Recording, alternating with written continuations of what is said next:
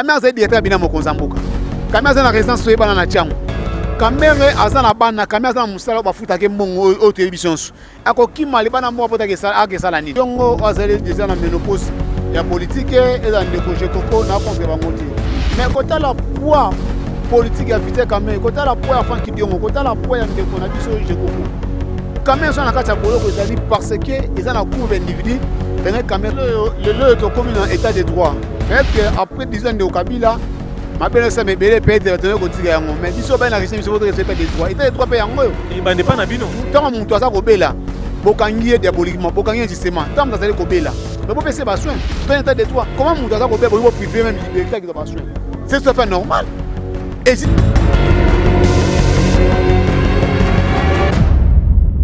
voilà, c'est parti, très chers internautes Balandia Vision plus Télévision. Merci à rejoindre Bisso.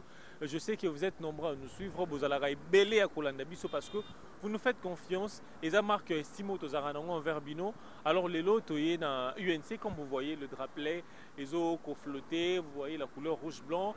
Toyé, monaba camériste, voir le cadre de l'UNC ainsi que les différentes, ceux qui décident, UNC. Communicants, communicateurs en même temps, parler de ce qui se passe sur l'état de santé à Vital Kamerhe. Vous savez qu'il est ministre de la Justice, ministre qui a assuré intérim dans le ministère de la Justice, à Kendaki na prison à Makala, à Kendaki plutôt que rendre Kamerhe visite, à mon état de santé naé, à l'objet que non, qu'évacuer pour des soins de santé à l'étranger est une nécessité. Alors, on parlerait également des avocats d'Ami Dachature qui a été convoqué au parquet général hier. Mais selon certaines sources, certaines indiscrétions, avocat nae, Bakangi Bango. On se demande, est-ce qu'ils sont à solo? Ceux qui sont à solo, Bakangi Bango, pourquoi? Mais également, certaines sources signalent que non, Vital Kamerhe serait déjà évacué à l'étranger pour des soins de santé. Ndето comme on a Mboka Douglas Tulengi, Azali Bongo, communicateur, communicant, il y a UNC à Vital Kamerhe. Moi Mboka Douglas, bonjour et bienvenue. Bonjour le colonel Matoni Mingi. Je suis moi très content de me rechercher ici au sein de l'interférence de l'IS de la ville de Kinshasa. Parce que tant que vous avez l'information, vous avez un mba on a gatandako. Et nous avons l'information à Babel Sunanda, on a un coup de chapeau au centre de l'INC. Nous avons un tenue à pièce contre pièce. Nous avons la tenue dans notre mokolo veka à cause de la acquitté. Tant que papa a un boloko injustement, diaboliquement, et nous sommes toujours pour prier, pour intercéder, pour que nous ayons un procès à Mboka Vital Kamerhe.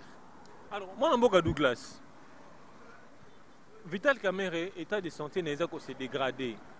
Selon certaines sources qu'on a lues qui serait entre la vie et la mort. Mais on ne souhaite pas que cela soit ainsi. Ministre de la Justice, à Kendaki Kotala Yimoko, dans quelles conditions il se trouve, à l'objet qu'il faut évacuer, c'est une nécessité à évacuer à l'étranger, à que nos observations appropriées. Maintenant, on a publié on a page Facebook Nanga, il y a des gens qui se sont dit pourquoi Sengaka Yango, tant on a Frank Diongo, pourquoi Sengaka Yango, tant on a Jeko Kote, et on va le faire aujourd'hui pour Vital Kamerhe. Le colonel, au moment la santé n'a pas de prix. Et Molima Moutezali sacré. Je ne suis pas contre avec tout ce monde que vous venez de citer, quel que soit Frank Diongo, Azali déjà dans la ménopause et la politique et dans le Koko, n'a contre Bangote. Mais quand tu as la poids politique à Vital Kamerhe, quand tu as la poids à Frank Diongo, quand tu as la poids à Ndeko Nabiso Koko, Kamerhe sont dans la boloko parce que ils ont un groupe individu, ben Kamerhe sont dans la boloko. Les autres Kolanda, gouvernement, ministère public. Babi biloko oyo ebungo biloko Kamerhe yiba ba retrouver yango na port Dar es Salaam na port à Lobito banda ko esali parce que Vital Kamerhe na kata bloka ta ko salani Kamerhe la zo pema na ba bonbonne tato ba aza sous ba respirateur na linga to bengo ba bonbonne aza kata bonbonne ko pema ako pema te et même ministre de la justice tane ko tala ye et à côté ga mo ke no ba solo na été aza incapacité incapable nous avons makasi pour cela na été donc Kamerhe aza ko bela sérieusement neto ko senga na bakonzamboka na biso na mboka Chilombo parce que Vital Kamerhe azali collaborateur na azali aller nae atika na Genève comme orphelin veka ndimaka a se humilier veka ndimaka a soutenir le tokum na pouvoir donc excellence mokonzamboka a s'appliquer mon mboka na dossier Vital Kamerhe pour Vital Kamerhe a que kozwa baso za propre na libanda ya mboka Vital Kamerhe aza na 150 oh caméra kima oh caméra asa quelque part avant d'abîmer na bon caméra asa na boloko mais azo ba soin na kati ni so ngana bisa ali hospitalisé mais ko senga nde azo ba soin ali approprié ko comparer na Frank Diongo te ko comparer nde ko na biso je kokote chacun de nous asa biloko bakangela kaye et pas politique ya vite caméra pas politique à Frank Diongo bo comparer yango na ba ndeko wana te qui est la pas politique à Frank Diongo. Frank Diongo a déjà un monopole politique. Les gens c'est la consultation. Après on a bango ça met des députés dans le parlement. Consulter tout le monde oui c'est bon. Quel est le rapport au syndicat? Quel est le rapport dans le premier Mokonzamboka? Donc c'est purement évacué parce que un apport moko important na cash. Yango sengeli ba évacuer. Kamere azako bela to boy to comme en époque à Kasavubu. Kasavubu akufaka parce que aboya ko pesa liberté. Ou pas peut-être des qui sont appropriés. N'importe le vitamine A c'est que belle to kosenga. Baye ba ko pesa yi ba so approprié. Be ba ko évacuer ba na mboka akeni ko ba so approprié. Parce que na centre ngana zo pena ka bonbon. Et ça dignité comme on a l'un des fils pacificateurs, un homme honnête. O atiko ba mbongo à l'état te atiko ko ta bolo côté mais ba tiena ka ta bolo pour intérêt pour individu. De là ce caméra kufi. Et ça se pour na ngate. Qui va bénéficier à la mort de Victor Amère. Il y a certains individus qui posent la caméra dans la boloko. Mais moi, je répète que monument le quoi la vitesse mère. Moi, je répète que Nelson Mandela le quoi la vitesse mère. Moi, je répète que Bouen la vitesse mère. Le vitesse mère depuis le 8 mars bakanakaye na kata boloko. Mais tala une année autre gérer mboka na 8 mois au absence na ne pour de ko na kata mboka. Comme ça c'est un pacificateur, on a posé ça mais même Mozamboka.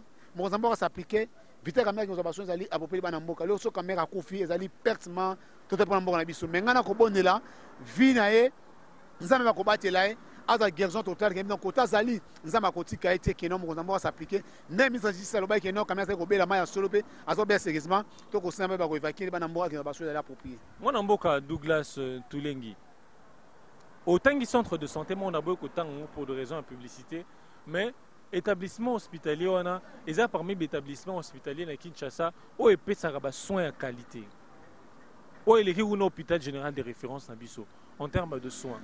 Mais pourquoi toujours besoin qu'on marteler marteler toujours sur évacuation d'un étranger. Qu'est-ce qui se cache derrière cette requête au besoin au sala? Non, le colonel Omoni santé monter dans la prité. Et c'est le mot de bon maximum malade d'habiter caméra caméra ça kobela. Ba médecin baso déclarer non caméra ça kobela. Mais établissement non, on donne très bien de soins. Tolandi même ministre de la justice. Azam Moutou à partir INCT. Azana bien qu'Azam ministre ya mboka, Azana parti à Outa a déclaré à Outa non, moi Azana kopime na ba bonbon. Kamera za directeur bina mokonzamboka. Kamera za na résidence soye bana na tiango. Kamera Azana bana kamera za musala ba futa ke mbongo au télévision. Ako kimali bana mo pota ke sala nini. Moi je pense kamera azo mérité o bazo salé wana te. Tout ça, mon consamboka s'applique à 2 vitesse caméra. Le corps médecin va déclarer non vitesse caméra. À sérieusement malade, à tout dans la bonbonne. Et ministre de la justice a bien clairement que non. Et tout ça immédiatement évacuer ma vitesse caméra besoin. Et ce caméra qui est besoin, na kanisa ko kimata ko tangunda te. Caméra c'est un patriote, c'est un démocrate, c'est un républicain. Et soit que besoin à cause na mbongo na biso, à ko boka na justice mbongo na biso. Moi na mboka Douglas, pourquoi likamoya 2 poids 2 mesures? Parce que je l'ai dit na ibandeli que non. Tout le monde a Jekoko Moulumba.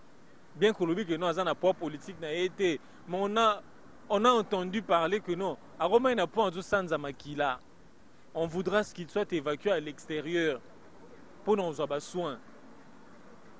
Makendate et les cas à Bika comme normal. Mais pourquoi seulement on veut faire autant pour caméra ou tout ça, on pas bateau autant t'inguité. Oh le but non, baza peut-être on a poids politique à caméra été. Pourquoi rechercher politique on est à 2 poids 2 mesures? Comment le est comme un état de droit. Peut-être qu'après 10 ans de Kabila, ma belle ça me belle peut-être tenir au tigre mais biso ben la régime c'est votre état de droit. État de droit paye yango. Et ben dépend na bino. Tout temps mon toi ça kobela. Bokangié diaboliquement, bokangié justement. Tant dans ça kobela. Mais pour passer besoin, tu as état de droit. Comment mon toi ça kobela pour priver même liberté qui doit besoin. C'est tout à fait normal. Et justement, on a vu ce que non, caméra est malade. Mais pas PC bêta qui ne va pas approprié. C'est le caméra qui va bénéficier de la mort de la caméra. Tant que caméra est dans boloko, à sa kobela. Il y a les gens qui se prennent kobela vite caméra. Parce que n'importe la caméra est dans kobela, parce que c'est le mauvais côté na poto. Na présence, il y a des dépassements budgétaires. On a eu un matière au salaire. Batindara matière bon salaire? Non, ndeko tant la bateau mais ça va salaire na présence oyebi. Tant wa sambara lo barani. Non, biso ezalaki boye ke non na pouvoir na biso ya cash ke to moi-même to mata muta suka asoka ta na $300 soleil ba ta na 300 na muta suka huissier et ça président c'est la présidence tu es fonctionnaire à l'état fonctionnaire à l'état asoka ta $300 ba ko mata caméra azaka na Assemblée nationale ma bandaki yango na présidence pour nani azaki na Assemblée nationale mona atika ba prince bisika azalaka tika ba prince bisika azalaka basepelaka donc ezalaki non pas des projets esengalaki esalama mais lokola yai des gens bazalaki mal atouré mpona mokonzi ya mboka badéveloppe mokonzi ya mboka nde mo évite kamere aza na kati ya boloko mais tokosalaka mokonzi ya mboka ayeba kosaplike na procès prince ni atiki na présidence tozonga na place wana parce que lelo réserve d'échange ya mboka tosalela lelo badépassement yo moko otangi dépassement oyebi teke na parmi celui qui peut-être ceux qui sont parmi cause de dépassement, il est aussi inclus dedans. Non, tant on va dépassement, est-ce que va dépasser quand même dans l'équipe na TV, on a dépassement il y a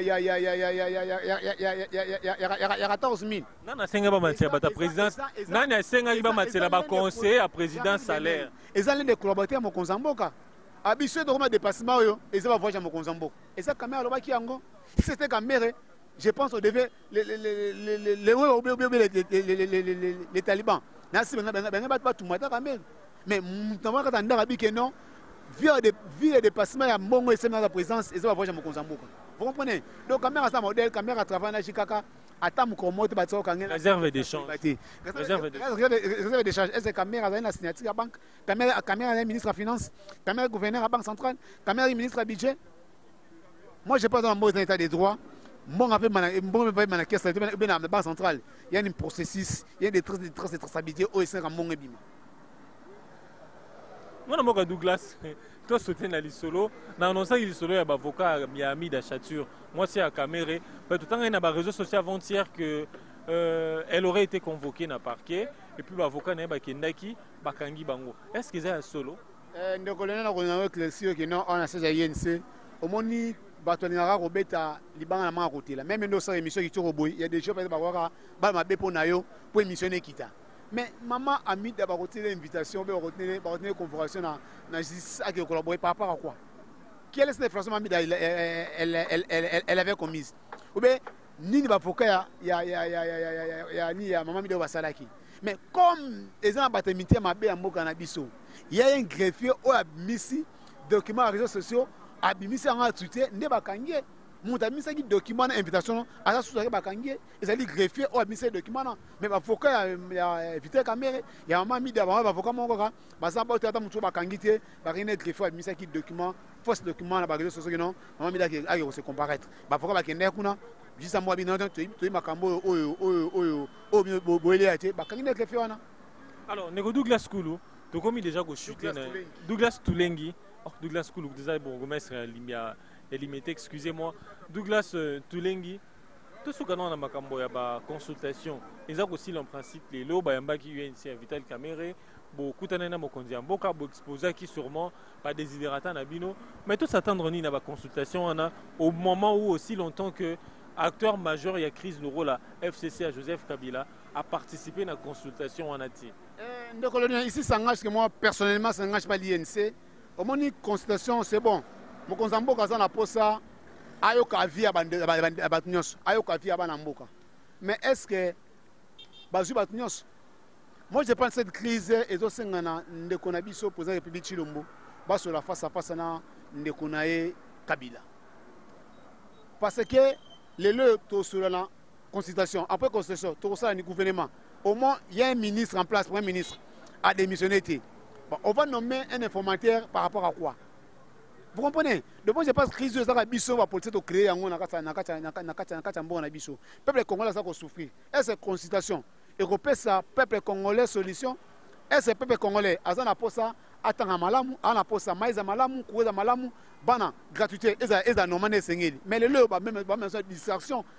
Il y a coalition de biso cash FCC côté Olamuka, côté société civile. Moi je pense mon Konzamboka Aza père de la famille, à Talasima, à Talaliboso, que les lois sont dans le pouvoir à les lois.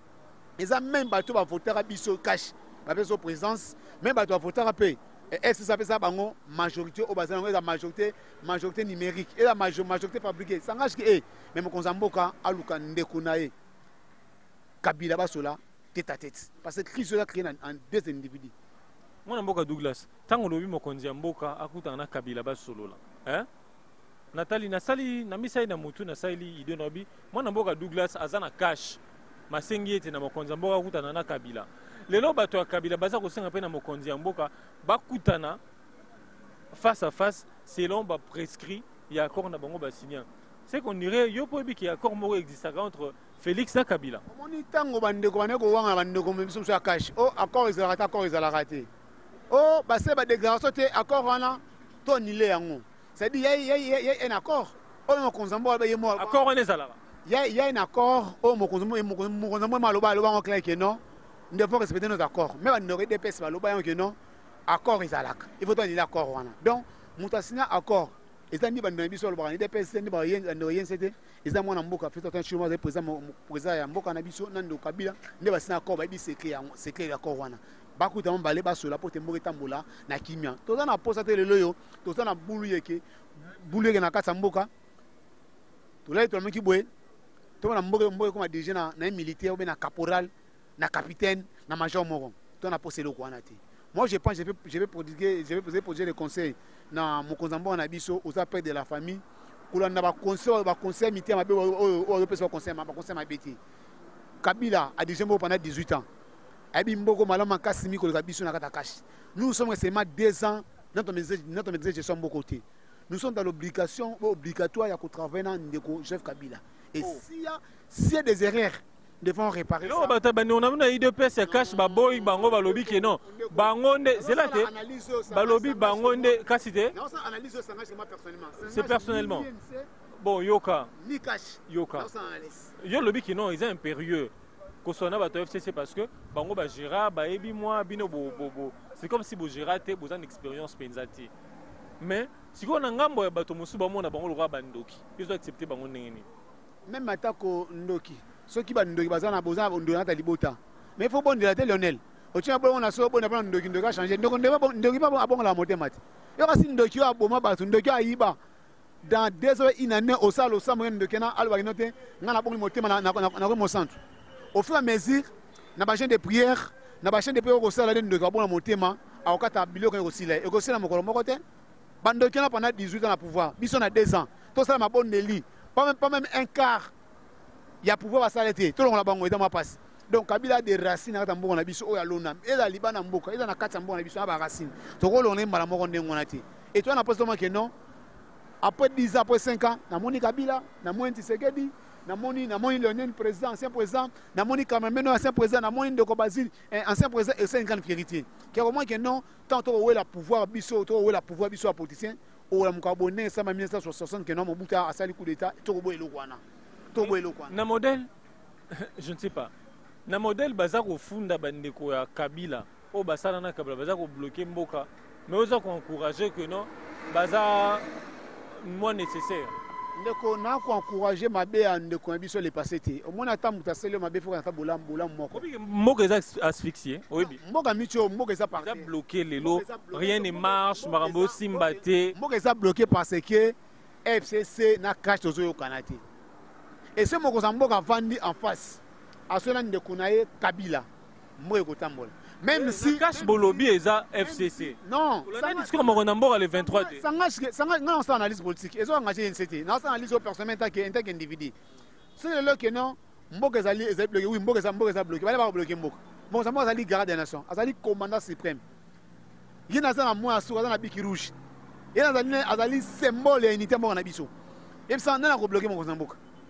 Tant à nommer juge, non, bloqué Mokozamboka. Mokozamboka. Est-ce que ça va prérogative n'est que nommer juge? Et ça va nommer juge. Et ça va place sous ça va limiter. C'est là. Moi n'abord Douglas. T'es moi d'abord Douglas. On a peu ce exemple moro. Quand on a une peu ce exemple, t'es mon ami. Bon de colonel. On m'a dit Mboka soit bloqué. Vous devez ko déclarer Mokozamboka. Et mise au crise des alliés qui est outil à partir à cash na FCC. Et c'est biso to vendre to sous là face à face à boy. Si c'est des révoltes, nos accords, pas révolte, accord, tout comme sa population. Accord, on est constitution. Non. C'est sous constitution, Mobeko li konzite, bon tout ça va accord, oyo, Kabila na Tshisekedi basala. On dit constitution. C'est constitution. On devait aller dans la cohabitation. biso élection la présidence kaka. Mais FCC a mis ça dans la majorité parlementaire. Il faut pas gérer le pouvoir exécutif. Mais dans notre travail na ban, tout le monde battu pendant 18 ans, déjà mboka mabe. Ba boma ba yiba. Biso ba santu. Tout le monde travaille là pourquoi? On devait rester dans la présidence, tout gérer le conseil, na biso dans la présidence, tout gérer la présidence et pouvoir exécutif FC dirigeant. Le quoi on devait travailler là-bas? On devait subir ça. On devait subir ça. Il faut qu'on cause sa population tout babo solo devant peuple. De mon Mboka, en solant de Joseph Kabila pour te mourir qui est liboso. En consultant Adabo Mbole, quel est l'apport de Adabo Mbole? Ma coalition. J'arrive. En consultant Adabo Mbole, quel est l'apport de Adabo Mbole au sein dans notre coalition? Les Bitakwira, les Bekte Wanga, les Franck Dion, les ménopauses politiques. Il y a aussi Franck Dion, Albani ya malamu ya Kabila, Albani ya malamu ya Peter Kamer. Vous comprenez? Donc, et ça n'a pas été balé par fan na basola. Baba ba basola. Mokonzi Mboka est consulter acteurs, représentants sociopolitiques nyonso. Sans exception. Oh, yo peut-être minimiser mais Mokonzi Mboka obagi a consulter bango nyonso pona ayoka bango azwa ba vie na bango na ba proposition na bango. Ko consulter ba nyonso ya mabete malamu. Est-ce que le consulter ba nyonso bande koyo ba mubaki ya IDPS ba consulter bango? Bassin secrétaire général IDPS ba consulter bango? Moi, je pense qu'on sait où c'est bon, on a c'est le malam, la population malam. Moi, je pense que même il y a autant de là, au comme on a marché, on a tondi, on a population. Bolingini pour ça lobby, on l'équipe. Aucun n'a pas de moment qui quitte, stade plein, au lobby. Vous comprenez? Et on a tabonné Moussa. Il y a un représentant na bango mon Mboka Douglas, ba gouverneur bayaki, ba représentant ba société civile bayaki. Il est même allé jusqu'au Chege. Artiste, comédien, il a consulté tout le monde, toutes les catégories. Est-ce que c'est pas représentant de Chege bazana na masina na chango be na funa? Est-ce que Chege ba siège ba fa na ba so bon un Chege. Ba fa na ba siège. Non, ce qui ngai pona ngai na Mokonzi Mboka. Mboka eta mamabe luka bandeko na yo sona bango luka ndeko Failu. Luka ndeko Moïse, luka ndeko Kabila bo fa na bo so apote mboka ki liboso. Blocage et outil biso ils ont par rapport il y a ba carte politique. FCC cash. La mouga na carte na FC na carte na cash na carte na ne mo komi bloqué. Mais to ko sema Mokonzi Mboka comme azali grade de la nation. Aye ba nini oya koloba o mo porter pour te moza na kimia. Les lopes va souffrir. Ta ba raison na carte Mboka. Bana casse gratuitement c'est mal le. Au moni ba sangwa bi que non. Ba pa ba na kofuta mbongo. Ebisanga esiko tokende wapi le Mokonzi Mboka vraiment ozali papa oyo ozali ozokuma mboka epandaka Mokonzi abese moko yende fait dans Chilombo yo ozali président mboka tokosenga noma Mokonzi Mboka vraiment sanga moi personnellement luka ndeko na yo collaborateur na yo partenaire Kabila bo fanda bo sobi mbale parce que crise yo aussi kuna entre deux personnes et ça crise ya population terrain c'est bon ba yokani et mboka etamona malamu. Voilà, merci beaucoup Douglas Toulengi Azali. Cadre, communicateur, il y a Union nationale, Union pour la nation congolaise, il y a Vital Kamere. Merci à vous répondre à la question. Maintenant, INC, c'est pour s'engager moi personnellement, en liste nangai pour na kosunga bandeko balobaka vérité pa pena Mokonzi Mboka te. Nde to biga vérité, to na souci mboka, intérêt général mboka na biso, intérêt général ba individualité. Bato bazoya pour na gouvernement union sacrée. Bazo pour de poste. Les ba ko poste 2023. Minga ba ko kimayo ba pemena na hote. Mais caméra n'importe quoi, ça la permet nayo, qu'on fait la permet nayo, pendant que vous étiez orphelin, n'a pas corps, il y a Genève, caméra n'importe qui a ses milliers de seigneurs, le pouvoir, le caméra ça robé là, papa Mokonzi Mboka fait dans le Chilombo, vraiment au s'occuper la moitié caméra qui a besoin, vous allez approprier le bana yambo. Le so caméra koufi, ils ont la personne pour Mboka na biso, mais comme un chrétien bien non, fait caméra a toujours guéri et nous avons reçu le Bogo naï, au abig ça be tangave. Avec l'air, avec Sarah Betanga Makila, on s'en casse pas caméra aux ala guéri. Avant de conclure, bah soupçon toujours il y a UNC na FCC. Et ça solo? Non, il y a le couteau. Moni batumba na Rosaliga UNC. UNC nous sommes dans une coalition cash. IDPS est allé, UNC est allé. Tous les Mokonzi Mboka en 2023. Toi on a accord en Nairobi. Et accord en Nairobi est allé. Le UNC moi porté 2023, il se va présenter candidat na niveau ya cash. FCC Zali partenaire na biso na coalition cash FCC. Tu as la coalition mais INC tout ça en bon terme na mokonzambo to soni mokonzambo et landé mokonzo na biso certains gérer aïe moi mboka mais boje nenga loba que non to soni mokonzambo na biso et tout ça ensemble ensemble na IDPS. Voilà, merci beaucoup Ndeko Douglas Azali Bongo, communicateur communicant à Union pour la nation congolaise, il y a Vital Caméré. Merci également à tous les internautes qui nous suivent, qui nous écrivent, qui nous font confiance également, qui ne cessent de nous faire de remarques, de reproches. Alors, tout comme vraiment Nasuka Masolo Nabiso, Bolandi, Boyoki Bongo Vérité, Zalagi Bavoka, Amidate, c'était juste Marambobele, les Garanamboka Oyo, Bolandi P, sur état de santé à Caméré, Mbela Yabandekwa, UNC Boaki, à l'endroit de Mokondi Amboka, Félix Tshisekedi Chilombo, Bolandi Tolobeli Maramboya, Union sacrée, hein, pour la nation congolaise. On se demande, Union sacrée, en gros, ça, les objectif Nini. Alors, tout comme Inasuka, tout comme Bongo na Mikolo Zalikoya.